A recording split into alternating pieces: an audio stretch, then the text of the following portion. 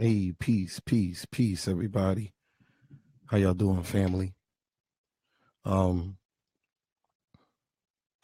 Past couple of days, I've been speaking to quite a few people. People been texting me and inboxing me. They're excited about the show. They're excited about the things that we're doing up here, and and the interviews that we've been having. Um, and we definitely want to bring people on that is going to talk about their struggle and talk about their low points in life, and to kind of explain how what the transformation was about. uh and because we all need that inspiration, and we need to get that inspiration from real everyday people that we see often, people that's tangible. And so, I've been getting questions, and I said that I would come on. I've been getting these questions over the past week or so. I can't answer all of the questions, and nor do I have all of the answers. I have life experiences, and I can just express my point of view, my perception.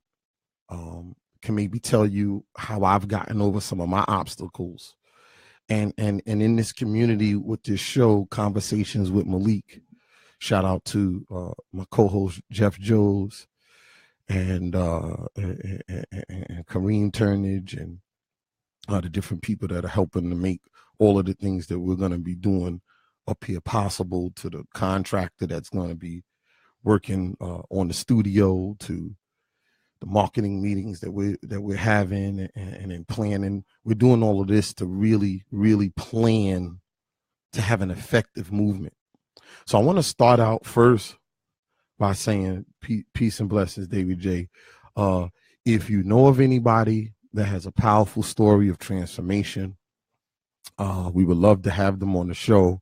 We would interview them. We would vet them.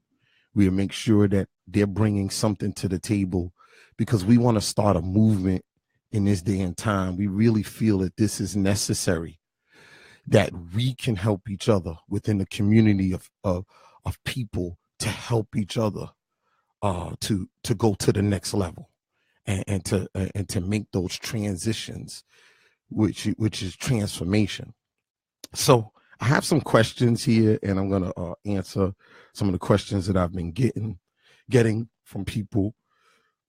And so I got inbox from John D in Alabama. I couldn't listen, and if I didn't get to your questions, I'm sorry, I can't get to all of the questions.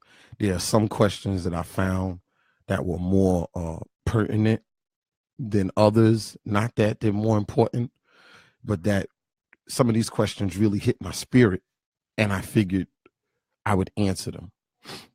So I got a question from John D in Alabama. And he said, is there a such thing as destiny? And that's a powerful question. Is there a such thing as destiny?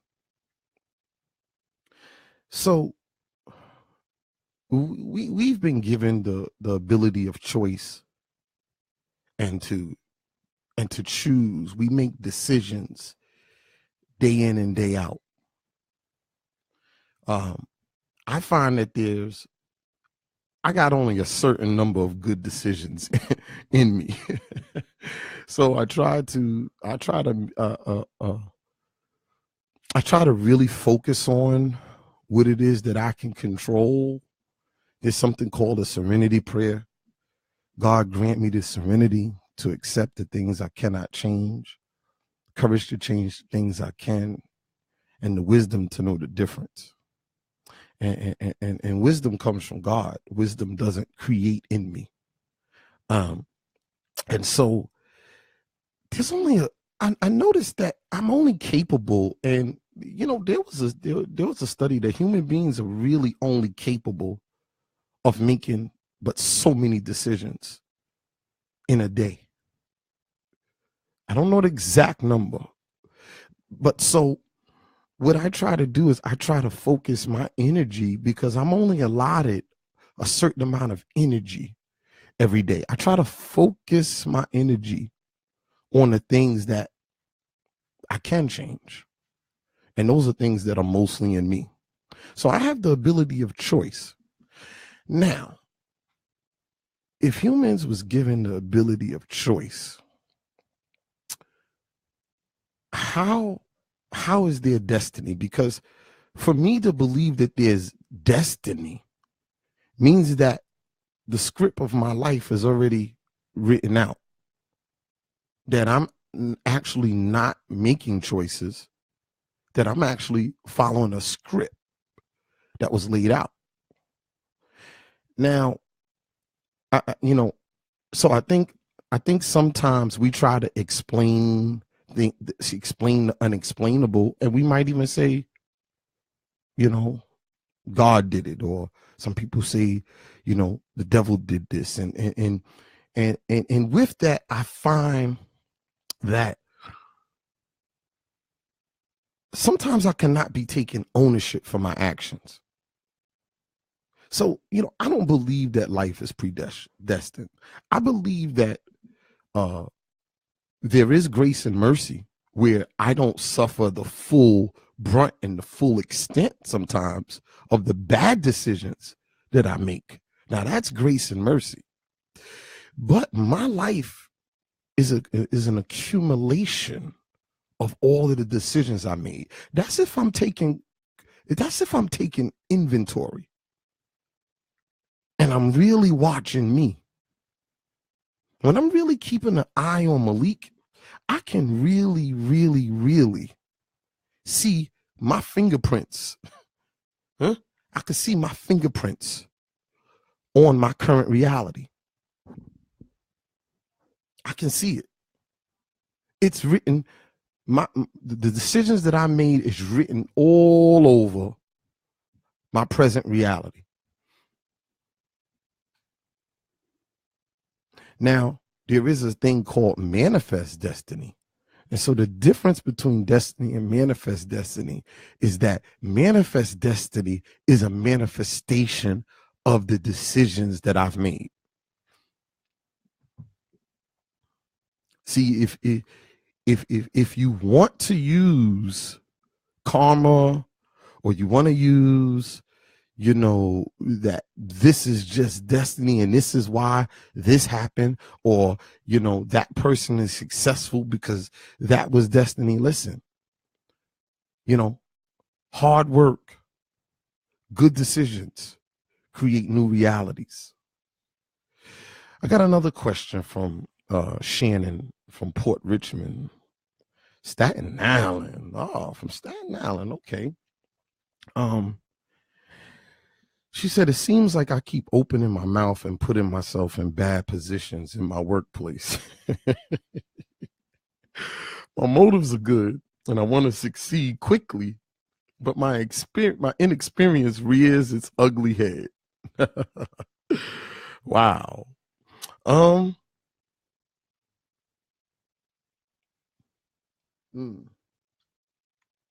Leave that choices. Okay, Inez, I see you.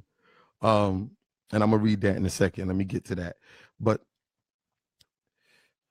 my motives are good, but because I want to succeed quickly, my inexperience rears its ugly head.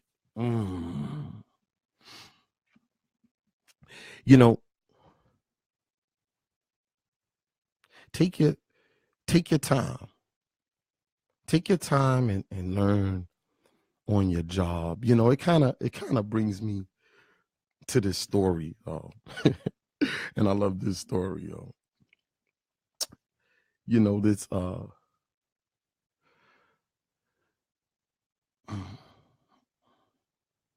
This bull was walking in the jungle, and there was an old lion in the jungle too. And this lion was like, and follow the story. This lion was past his prime.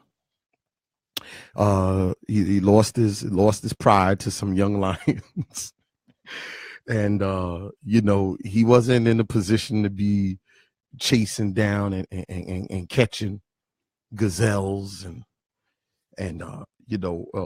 so he saw this old bull walking in the jungle, and he figures, oh, this is perfect.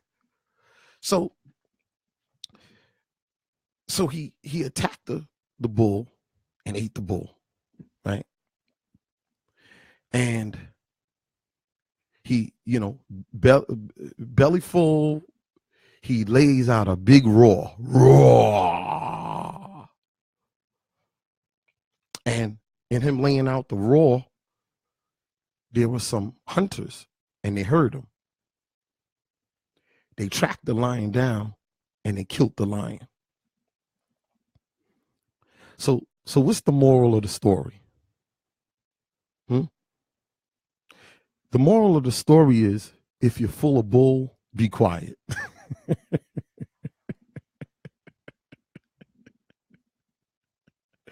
I love that story. If you're full of bull, be quiet. But when you don't know, Shannon, yeah, there is a thing is kind of acting as if until you get it. But when you're around experienced people in business, they're going to pick up on the fact that you don't know. Because experience, when you know, it translates in a way. When you're trying to over talk, and I've been there and I've done it, so I identify with you.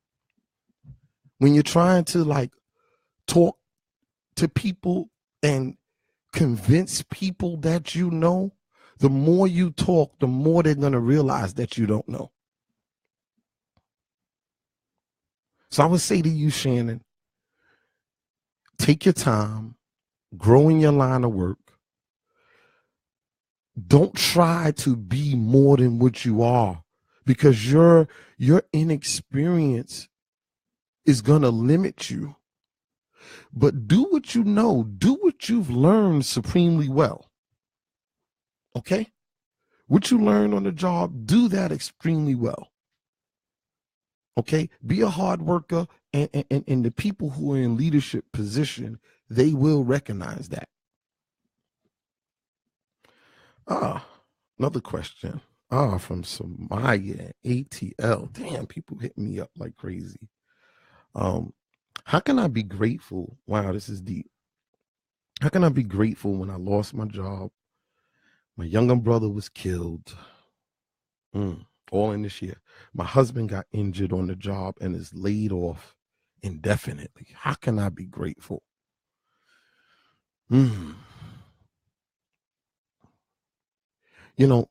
Studies have shown that gratitude is actually good for the brain. And, look, I'm the type that I can make lemonade. I can make lemonade out of lemons and sell it. That's me. That I believe that in everything that happens is an experience that I can learn from. That life is school, and it can make me better. Listen, I lost 4 people in my immediate family within maybe a 20-month time span. My brother-in-law passed away in his sleep right next to my sister in the bed. Known my brother-in-law all my life. Right? Good man. My mother, me and my mom, just, one day we were going out to get the results of a test, and it was just a regular doctor's checkup. And he told my mom that my mom had lung cancer. A few months later, my nephew, singer, songwriter, Sean Jamel Crawford,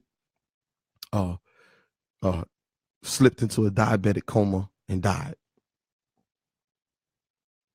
After that, 6 months after that, I watched my mom wither away, and my mom passed. A few months after that, or maybe about 5 months after that, my nephew was hit, 16 years old, tragically killed by a car out here in Freeport. So I know what it's like to lose people, and I know what it's like to lose financially. I've been on the end where, things weren't working out for me. I had to scratch and claw for everything I have. I started out -0. I messed my life up, drinking and drugging and doing things out there. I was haunted by a lot of my past. A lot of the things that I did as a teen out there in the streets was haunting me. It just was.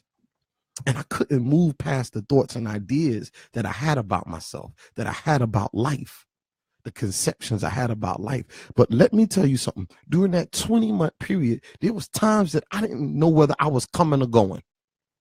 I didn't. And I was praying to God to remove the pain. And God kind of said to me, Malik, I'm not removing the pain. It's something called grief. You're grieving. You lost 4 people in your immediate family in a short time frame. You're grieving. I'm not taking the pain away from you, but I promise to be there with you through it. And let me tell you, it was through that. It was through the darkest times of my life where I was going through the most pain is when I found out the most about myself, Shannon, Samaya. I'm telling you, you will find out the most about yourself during these times. And you'll get through it. Because all feelings, and in reading what you wrote here, all feelings, are really, all right. So I understand that, external things have happened to us. And as people that we love and we care about dearly. But bad feelings, I really can't blame on others. And I can't really blame on other situations. I can't. And I hear it all the time from people. I hear it all. People are caught in their minds, right? And they have ideas and concepts in their minds about what life is about. And people come to me and they think that I just landed in this miraculous place through osmosis. And they don't know my story. And they say things to me like, Malik, I wish I had the businesses that you had and how things are going for you. And, but everybody wants the glory, but nobody wants the story. And even now, I deal with a lot of haters. But haters are my elevators.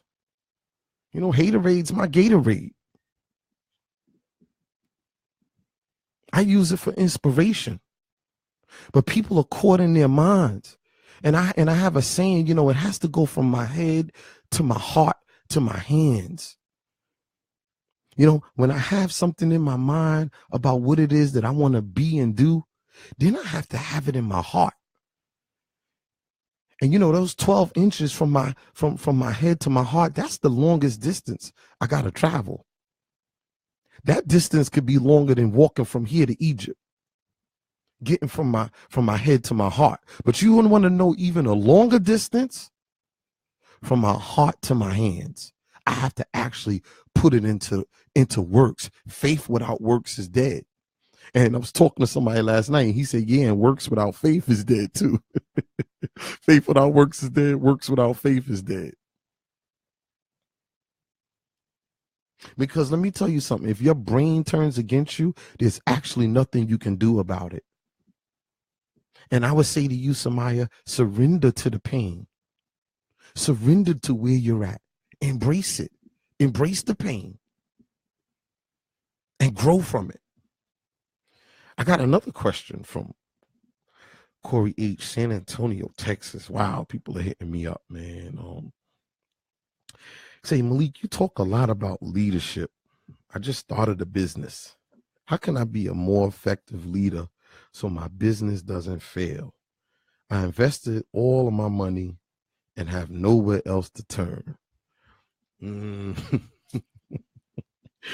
Listen, I've been there. Corey. And let me tell you, the basis in me being able, the basis of leadership is me being able to manage my own mind. Then it spreads from there. And the core ingredient and the action that I have to take in me managing my own mind is meditation. And I know people don't want to hear that. I know people in the African American community, we don't want to talk about meditation. It sounds spooky. It sounds weird. It's, they have the idea that you're sitting and you're like, and it's funny. But no, seriously, I wouldn't do without meditation like I wouldn't do without water. I meditate. It stills the mind. Meditation balances me. And Corey, so people, when you want to lead, and Donna Jonas was talking about it on the show. And if you didn't catch our show, tune into our show. The last show that we just did, it's on my Facebook page. It's on Conversations with Malik, and it's on Malik Turnage's Facebook page. Professional businesswoman Donna Jonas. She said, we're all leaders. She said, because we all have to lead ourselves. When she said that, me and Jeff was like, wow. Because we all have to lead. We're all leaders.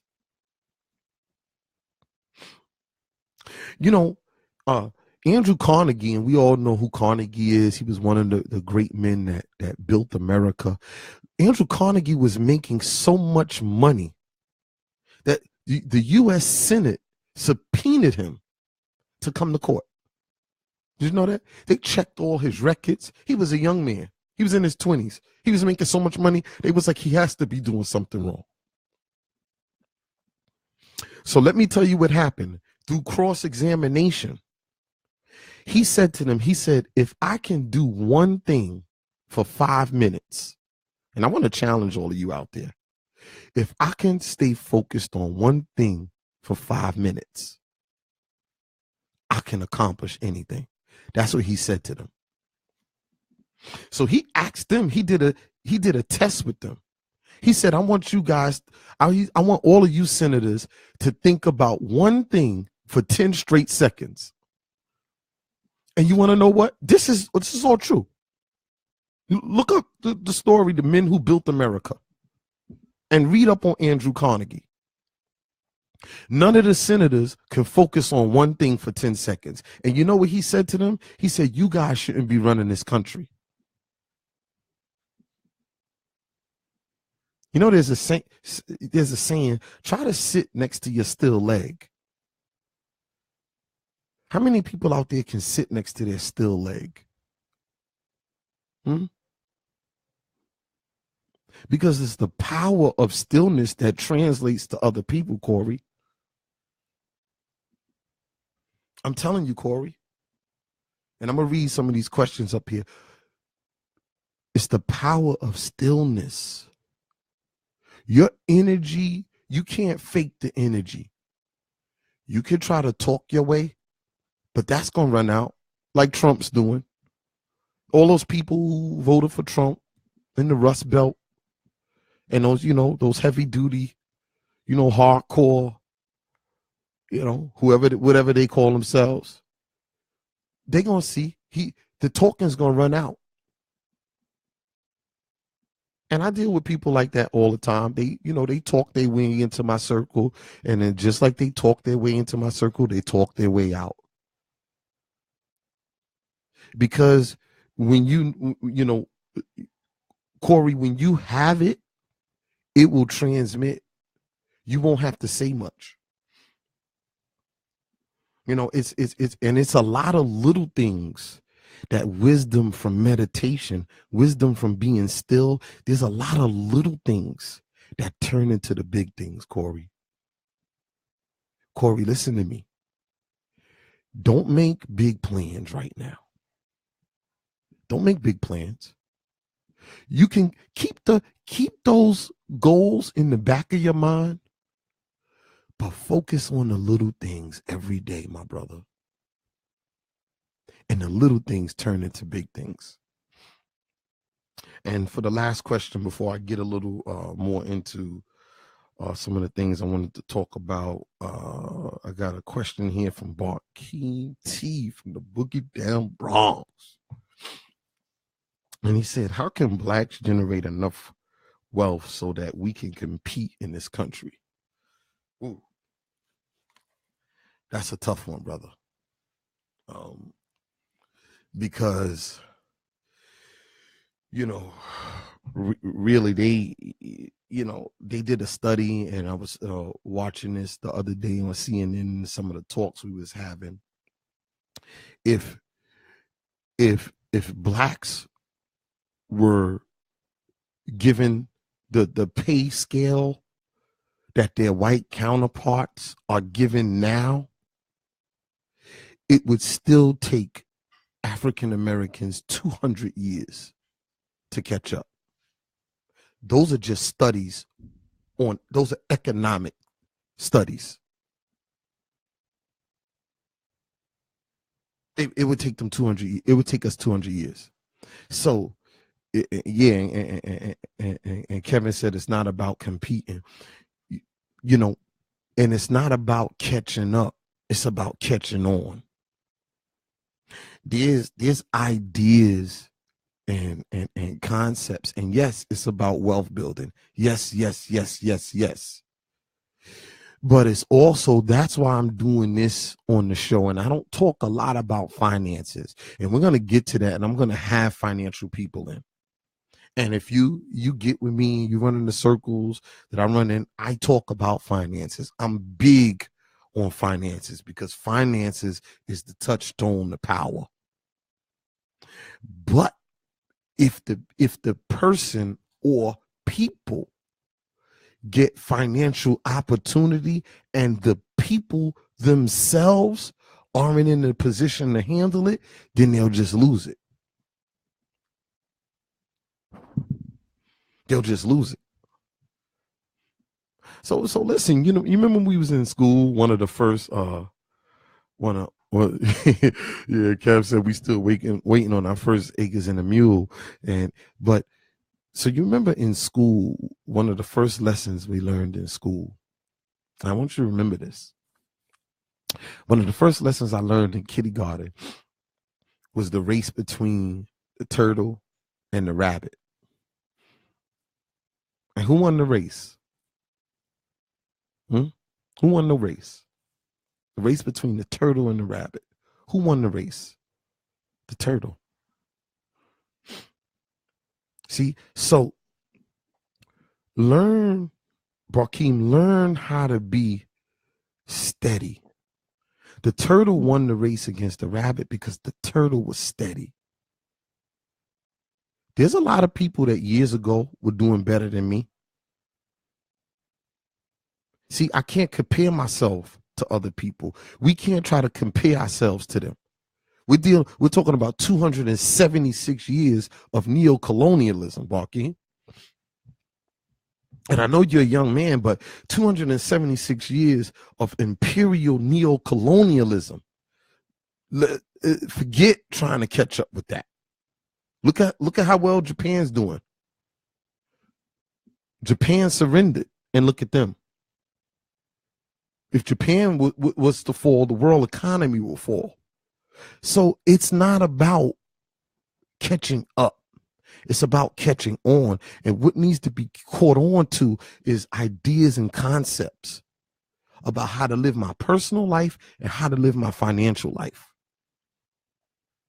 Because look, How long does it take to become an overnight success?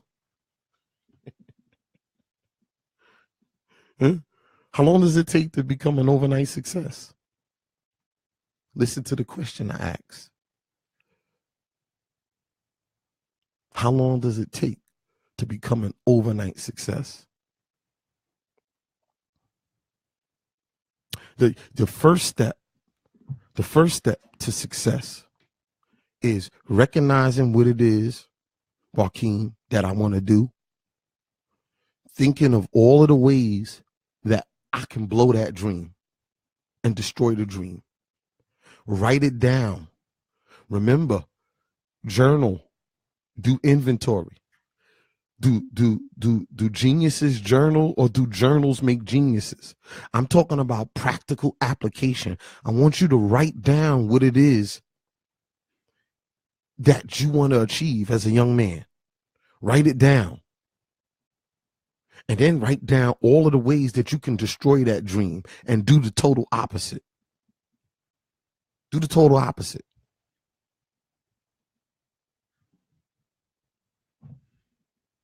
I'm going to go back to some of these questions here. What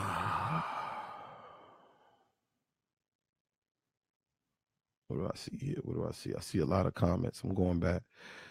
Hello from New Orleans. How you doing, Inez? I believe that choices provided us with decisions that allow us to walk for us and to live by our spirit and not by choice. That's interesting. That's powerful. That's powerful. And so what it is that I want to talk about is that, you know, how do I execute what my inner consciousness is driving me to do? How do I execute that? Why is it that I can start out with a plan and I can start out strong, and then a month from now, I'll forget what my goals and dreams are or what it is that I want to accomplish? Why is that? The reason that is because there's too many things that I'm consuming myself with that don't work for me anymore. Known bondage is preferred over unknown freedom. And just take time to take a look. That's why meditation is important. That's why getting still, spending time with yourself. You can meditate while you run. You can meditate while you jog. You got to turn off the noise, the outward noise and the inward noise. You know, put down the iPhone. Sadhguru said, you know, the eye is bigger than the iPhone. What about the eye that's here? There's too many gadgets. It's too many exterior things that's pulling me. You don't feel the pull? Seriously. And I'm in it with you. I'm in it. I'm out there in it. I'm moving and shaking. I'm grooving. I own multiple businesses. I got people that work for me. I'm out there. I'm not trying to judge. I'm in it with you. That's why we're doing this show. We're doing this show to help each other, to rise above, but it's too much. We got Trump going on. We got the NFL. We got the NBA. We got the players taking a knee. We hoping that the government doesn't get shut down tonight. They're voting on that. We got all of these shows we like. YouTube got TV now. Netflix is on and popping. See, because what it is, the people that are successful, that are in power, they study the art of the human psyche. These sports games go back from the Roman times. They introduced the games in the Colosseum to take people off of their mind, off of the mind of how poor and how much they were struggling. This was a ploy by the senators. 402 AD, 600 AD. These are old Roman tricks. They would introduce the games so that people would take their minds off of how hard life was. And they're doing the same thing now. I like sports. I'm going to be watching the games on Sunday. But let me tell you something. The games isn't going to distract me from who and what I am inwardly. My first job is to be on my job. And my first job is to keep an eye on Malik and to watch what makes Malik tick and how Malik is operating. Am I being effective? I got to review my day. I talked about it before. You win the first hour of the day, you win the last hour of the day. Chances are you're gonna win the day. And what does that mean? That means waking up, not turning on anything for an hour. I want you to try it.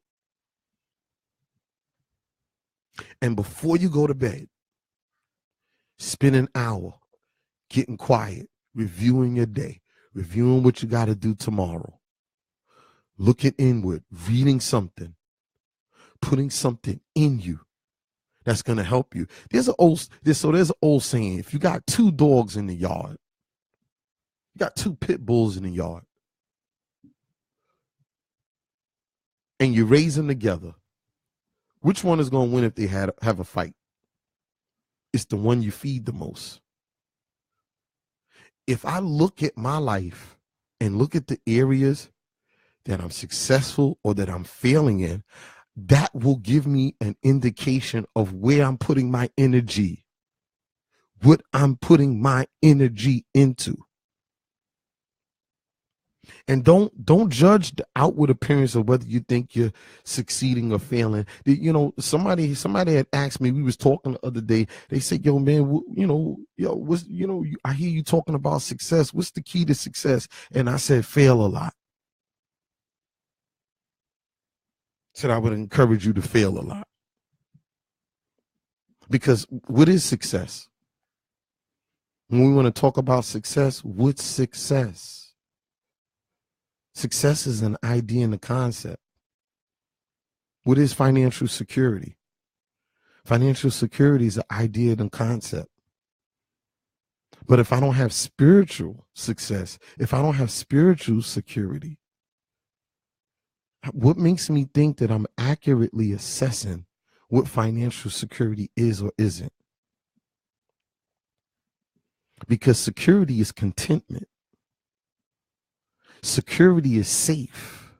The root word of security is safe. Am I safe in the right here and now? January 18th, 2018. Am I safe internally?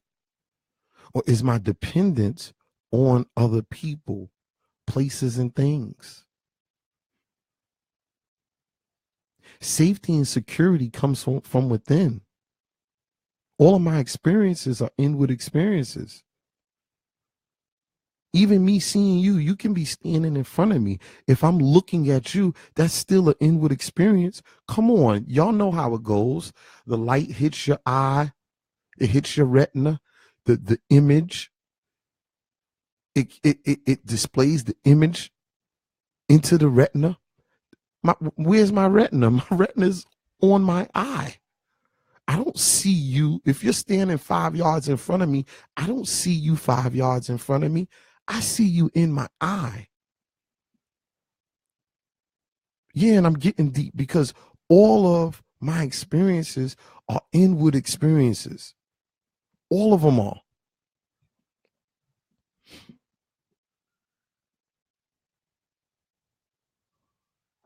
And it's where I'm at inward that's going to determine how I look at those experiences.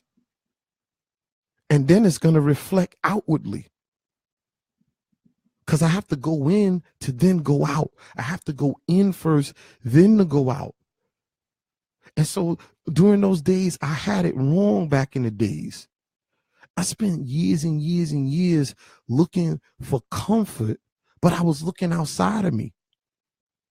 I thought I was going to find comfort in the 40 bottle, or in the park jams, drinking and smoking with my friends, or hanging down in 80 Park, smoking weed, lighting up in the cocaine in between the legs of a woman. Come on, we could go on and on and on for my outward search. What I thought was gonna, and it gave me temporary, all of those things I was doing, the clothes, the cars, the chains, all of that stuff gave me temporary security. And it was all psychological, and it still can be. Listen, sometimes I get it wrong. Sometimes I still get it wrong. I'm in the struggle. Me and Jeff Jones was talking about struggle and pain, right, Jeff? I'm in the struggle. Sometimes I get it wrong. Sometimes I think that if I can only set things up a certain way outside of me, that inwardly I'm going to be okay. But let me tell you something. If I'm not happy, you could give me $5 million. I just won't be happy. And look, look, give me $5 million. I'll figure it out. I'll figure it out. I'll get it back together. So, anybody out there will give me $5 million, I'll take it. Not saying I don't want it. Right? But for real, some of these questions are real powerful questions. And I had more questions. But look, and I don't have the answers. Maybe I can say something that'll reach your heart, because that's all we really do for each other. And any effective spiritual guide understands that they don't have answers for people. I actually don't have answers.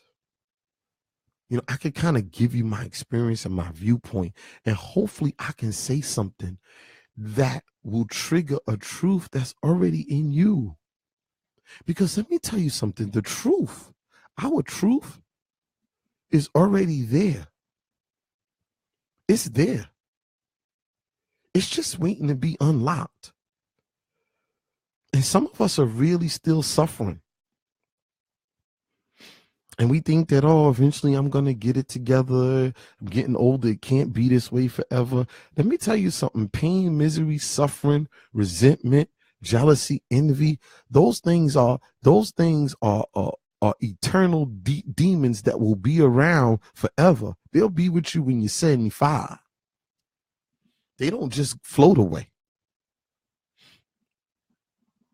They're removed through spiritual action. And I find that that's really what hinders me in different areas still to this day.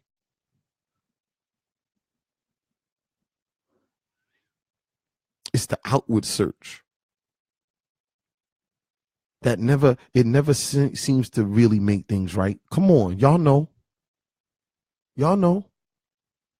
Anybody that's going to listen to this, You know what it's like, the pain of doing the same thing over and over. Come on, man. Come on. And we look back over our lives, and I'm still doing this. I'm still this way. I'm still acting out this way. I'm still doing these things that hurt me. And if I ask that question, why do I do things that hurt me? And why don't I do things that are good for me? What's wrong with me? Why am I like this?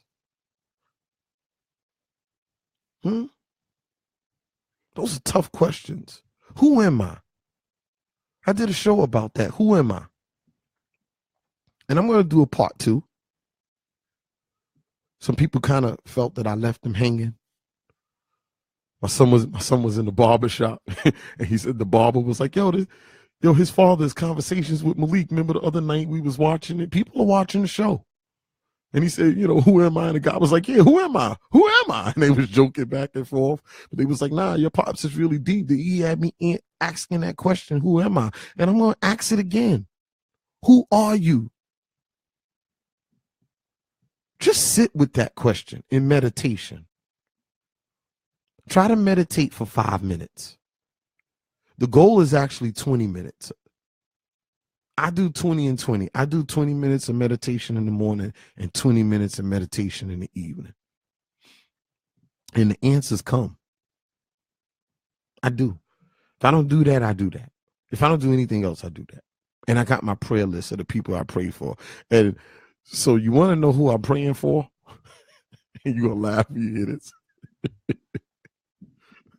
I'm praying for the people that I can't stand for the most part. There's some people who are suffering from ailments and things like that. But serious, I'm praying for people who upset me. I'm praying for a lot of people that I can't change, because that's one of my biggest things. There's people that I can't change, and it bothers me because I want to change things. I like changing things. I'm a thing changer. I want to change people. I want people to see what I see. So I spend time praying for the people I can't change. Why? Because I gotta get it out of my mind. I gotta turn them over to God. And a lot of times it's people that's closest to me. And then it's people who aren't as close. So that I don't be resentful, because when I'm resentful, it kind of cuts me off from being effective. And because I'm in the position that I'm in my life, I can't really spend a lot of time being ineffective. My margin for error isn't that great. Look, I don't have nobody to run to if I fall on hard economic times. My mother's gone, my father's gone. No, they're with me in the spirit. Relatives acting funny. People have gone to their corners. Sisters, different. Nobody sees each other like that anymore. Ever since mom passed, everybody's kind of ran to their own tribes. And that's cool. People got to do what they got to do. No problem. But I understand that, there's nobody for me to turn to. So I got to be effective. And it's really brought the best out of me. But my mind has to be clear. I lived a lot of years with an unclear mind. I was the type of person, if I didn't like you, I would never like you. I would never forgive. I had a hard heart, and some of y'all are like that. Y'all don't forgive people, but you want to be blessed. And you want to be forgiven. And what does the Lord's Prayer say? Forgive us our trespasses as we forgive those who trespass against us. Simultaneous. But we want people to practice qualities with us that we don't want to practice with other people. And that's hypocritical.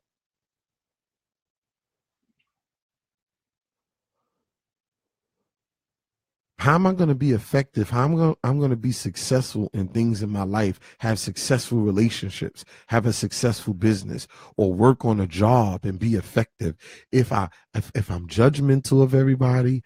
I don't like this person. I don't like that person. I'm not speaking to her no more. I'm not speaking to him no more. To this, to that, to this, to that. On and on and on and on. Judging, dissecting other people. I need to spend that time focused on Malik. Malik is my primary job. I don't have a lot of time. And some of y'all, you spend a lot of time talking about others, a whole lot of time chopping other people up.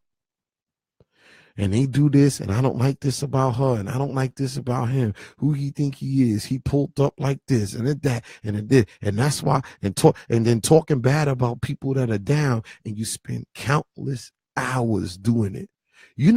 So those hours are my hours that I need to be using to carry out my dreams and goals. So I gotta eliminate the negative and accentuate the positive. And there's a lot of good out there. There's a lot of good people. There's a lot of good resources. Everything isn't bad. Trump isn't going to destroy the world. We're not going to die in a nuclear holocaust. We're going to survive everything that we're going through.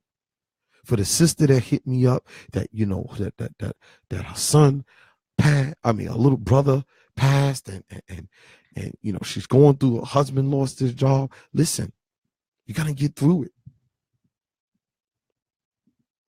Bring your name back up. You're going to get through it, I guarantee you. The tough times bring out the best in us. It brought out the best in me. Look at me. Sometimes I look and I say, wow, and I don't want any of my kids or anybody to go through what I went through. But let me tell you something. If I had to do it all over again,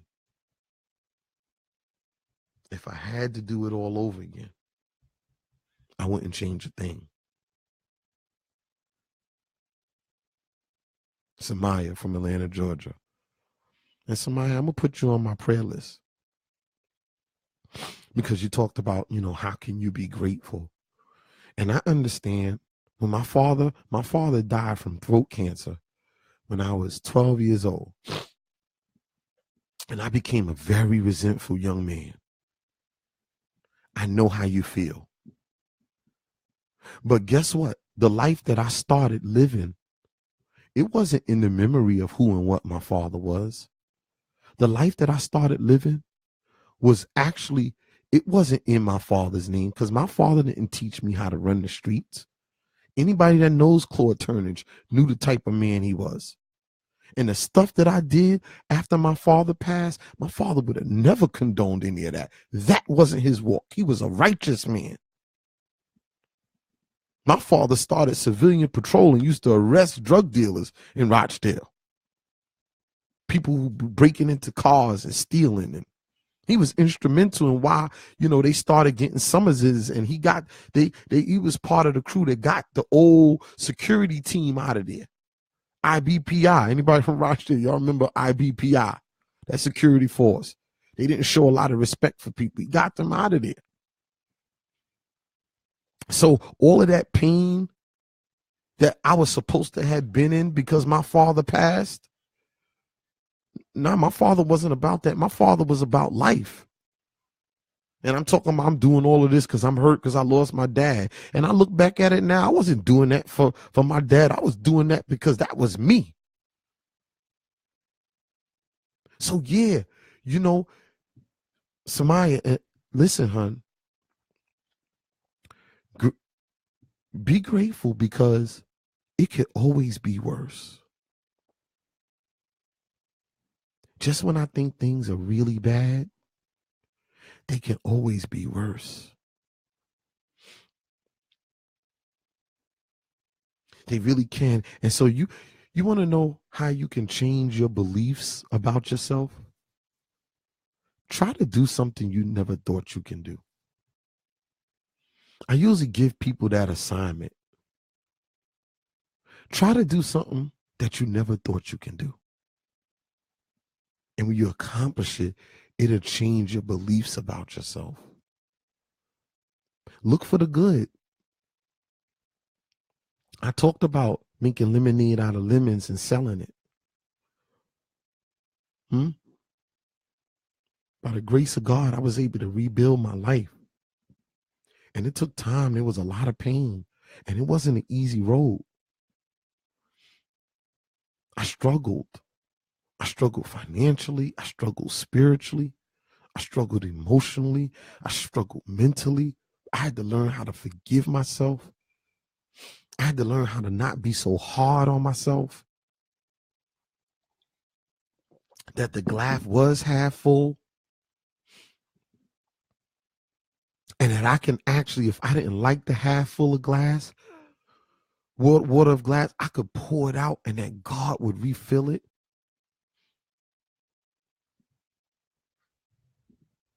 That I actually was holding a full glass that was waiting to be filled. And I have a full life now, not because everything is perfect, but because it's perfectly imperfect.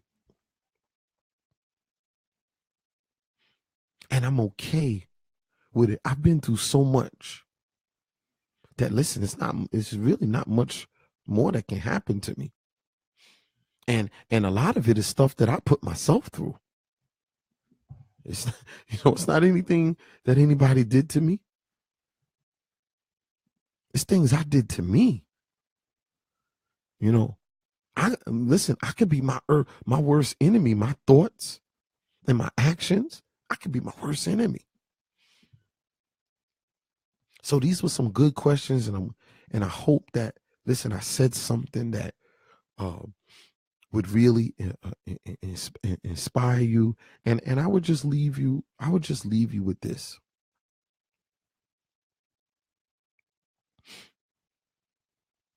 That the real journey, like I talked about, is from my head to my heart to my hands.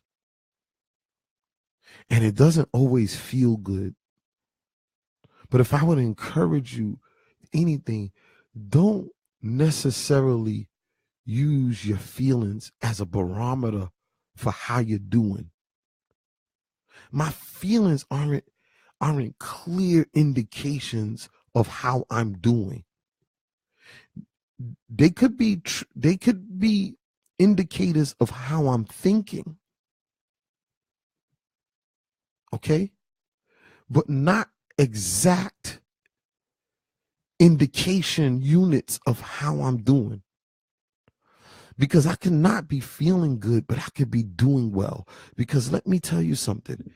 If I'm putting one foot in front of the other, and I'm trudging, and I'm taking a step at a time, whether it hurts, whether it's painful, whether I'm in grief, whether I just lost a job, whether I got turned down for something, and I go through my ups and downs. If I live in present moment, yesterday I got some news about a business opportunity that I thought I had for the summer, and I don't have it. I was told I have some of it, but the way they acting, I don't know if the next email is going to be like, no, I don't have it.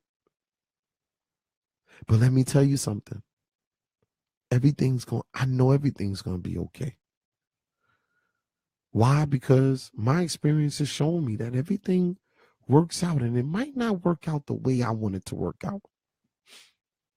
And that's why I got to watch how I'm thinking.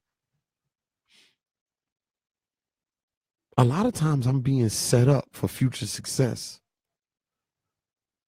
but I just don't see it in that moment. So everybody who asks me these questions, take your time, be patient.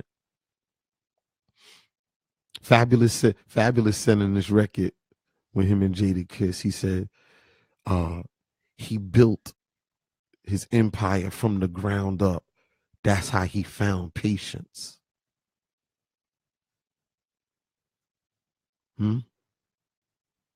These are qualities that are meant for giants. Patience, tolerance, being steady, being clear-minded. These are qualities of giants. Laying the foundation. I kind of look at my life that I'm still laying the foundation. I haven't even really started doing the things that I want to do. I'm starting it now. This show is it. This show is it. This show, this is my new love. This is what I was born for. This.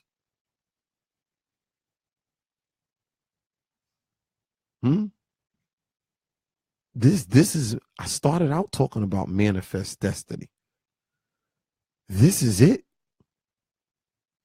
Because we got to shape lives. We got to help change lives. And nobody's talking like this. I'm gonna do series. I'm talking the stuff that I'm talking about. I want you to actually practically practice it. I don't want to sound good and look good here. You know, listen, man. I'm on the air here. I'm on the air, man.